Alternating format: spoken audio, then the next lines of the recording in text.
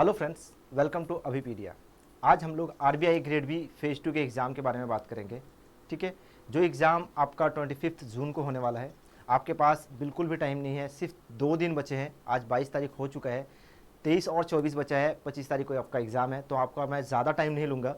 मैं बस थोड़ा सा अपने, जैसे कि बहुत सारे बच्चे हमारे टेस्ट सीरीज़ दे रहे हैं। ठीक है, अब टेस्ट सीरीज जो आ रहे हैं बच्चे, मैंने अपने एक्सपर्ट से बात किया है कि क्या प्रॉब्लम आ रही है, उनको क्या दिक्कत आ रही है, किस टाइप्स के बच्चे वो आंसर लिख रहे हैं। ठीक है, तो आई होप आप लोगों का प्रिपरेशन बहुत ही अच्छा चल रहा है। लेकिन बस मैं थोड़ा सा कुछ सजेशन आपको देना चाहता हूँ अपने एक्सपर्ट के द्वारा। जो हमारा जो बच्चे आ रहे हैं, जो लिख रहे हैं, उनमें क्या दिक्कतें आ रही है। आई होप आप लोगों को भी शायद ये दिक्कत आप लोगों को भी हो रहा होगा। ठीक है, उनका कहना है कि बहुत सारे बच्चे ऐसे हैं जो आंसर बिल्कुल सही लिख रहे हैं, लेकिन वो फ्रेम पे नहीं लिख पा रहे हैं। ठीक है, जब आंसर में पूछा गया है किस टाइप से फ्रेम होना चाहिए आंसर का, चाहे वो एसे का हो, चाहे वो कंप्रीहेंशन का हो, चाहे वो इकोनॉमिक्स एंड सोशल इशूज़ का हो, ठीक है, चाहे वो फाइनेंस एंड मैनेजमेंट का हो, तो उनका क्या होता है कि कंटेंट तो सही है, लेकिन वो फ्रेम पे नहीं लिख पा रहे हैं, या फिर वो अपने क्वेश्चन को सही से टाइप नहीं कर पा रहे। ठीक है, ये दिक्कत आ रही है।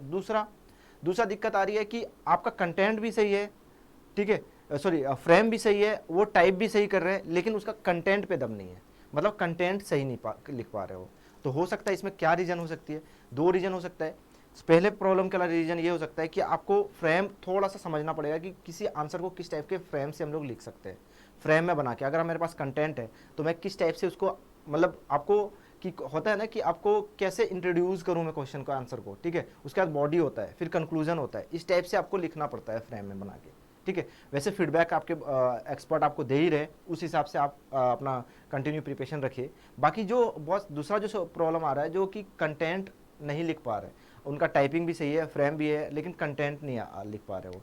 तो उनमें क्या होता है कि कुछ ऐसा पर्टिकुलर टॉपिक होता है जो आपका तैयार नहीं हो पाता है, और उससे जब क्वेश्चन पूछा जाता है तो क्या होता है कि आप ना उसको कुछ ना कुछ लिखना चाहते हो, लेकिन वो क्या होता है कि कंटेंट के कमी की वजह से वो सही एक्यूरेट आप लिख नहीं पाते हो।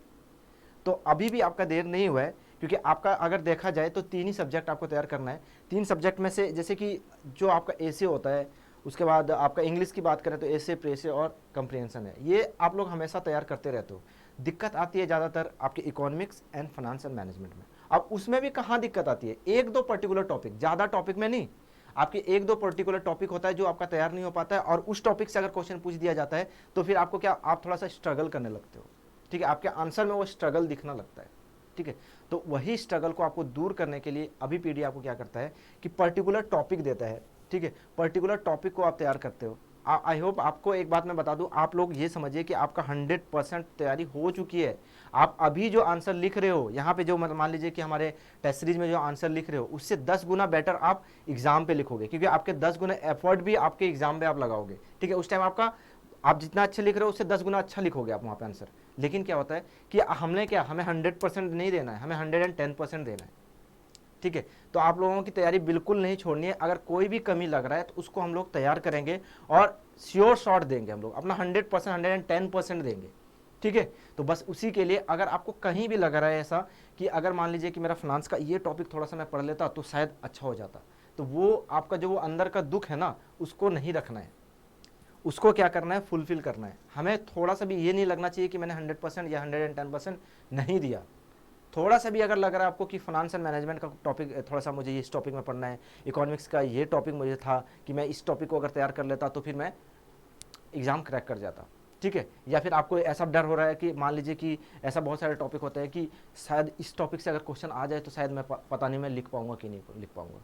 तो वो क्या होता है, उससे आपका क्या होता है कि आप थोड़ा सा ना डिमोटिवेट हो जाते हो। और ये टाइम जो है आपको मोटिवेट, अपने आप को मोटिवेट रखने का टाइम है। आपके पास टाइम नहीं बचा है। आप देखिए, मान लीजिए कि अगर हम लोग बात करें कि पर्टिकुलर कोई टॉपिक का, जैसे मैंने आपको बताया कि माइक्रो कोर्सेज के बारे में मैंने बहुत बार आपको बता चुका हूँ कि हमारे पोर्टल पे जाइए, अभी पीडीएफ पोर्टल पे, वहाँ पे आरबीआई ग्रेड बी के पेज पे जाइए, और यहाँ पे आपको वीडियो क्लासेस के साथ साथ माइक्रो कोर्सेज मिल जाते हैं। अब ये देखिए, अगर हम लोग कोई भी टॉपिक, जैसे मान लीजिए कि फाइनेंस की अगर हम लोग बात करते हैं, ठीक है, अब फाइनेंस में टॉपिक है जो, देखिए एक टॉपिक को तैयार करने में आपको कितना ज़्यादा 1 से 2 घंटे लगेगा। 1 से 2 घंटे लगेगा अगर मान लीजिए कोई टॉपिक आपका तैयार नहीं है। ठीक है, तो उसमें क्या होगा कि उस टॉपिक को तैयार करने के लिए आपको कितना टाइम लगेगा, 1 से 2 घंटे अगर आप दे देते हो तो वो टॉपिक, पर्टिकुलर टॉपिक आपका तैयार हो जाता है।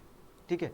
तो वही कीजिए, अभी आपके पास 1-2 घंटे आप दे सकते हो, आप वहाँ पे अभी अपने आप को पहचानिए कि किस टॉपिक को तैयार करने की ज़रूरत है, चाहे वो इकोनॉमिक्स एंड सोशल इश्यूज़ हो, चाहे वो इंग्लिश डिस्क्रिप्टिव हो, चाहे वो आपका फाइनेंस हो, चाहे वो आपका मैनेजमेंट हो। उसमें आपको पहचानना पड़ेगा कि पर्टिकुलर टॉपिक जो है वहाँ कहाँ से तैयारी, मेरा थोड़ा थोड़ा लग रहा है मुझे कि इस टॉपिक को मैं नहीं पढ़ा हूँ, ठीक है। आपको बिल्कुल रीजनेबल प्राइस पे, जैसे देखिए 88 रुपीज़ में एक टॉपिक, 74 रुपीज़ में, 72 रुपीज़ में, इस कम अमाउंट में आप टॉपिक को तैयार कर सकते हो, ठीक है। तो कोई भी आपको डरना नहीं है, मैंने आपको बताया कि आपका तैयारी हो चुका है, बिल्कुल हो चुका है। आप यहाँ पे जो लिख रहे हो क्वेश्चन में आंसर दे रहे हो, उससे 10 गुना अच्छा आप दोगे आपके जो मेन एग्जाम होगा उसमें, ठीक है। लेकिन आपको कहीं से आपको जो मोटिवेशन होता है ना दिमाग में कि भाई मेरा ये तैयार नहीं हुआ है, ठीक है, तो वो चीज़ तैयार करना, वो मोटिवेशन के लिए आपका ये टॉपिक आपको तैयार कर लेनी चाहिए मेरे ख्याल से, ठीक है। बाकी आप खुद समझदार हो, अगर आपको लगता है कि हाँ तैयार हो चुका है तो बिल्कुल आप एकदम सेट रहिए, आपका एग्ज़ाम इस साल निकल रहा है, आप आरबीआई ग्रेड बी ऑफिसर बन रहे हो, ठीक है। तो बिल्कुल तैयार रहिए and best of luck for your exam.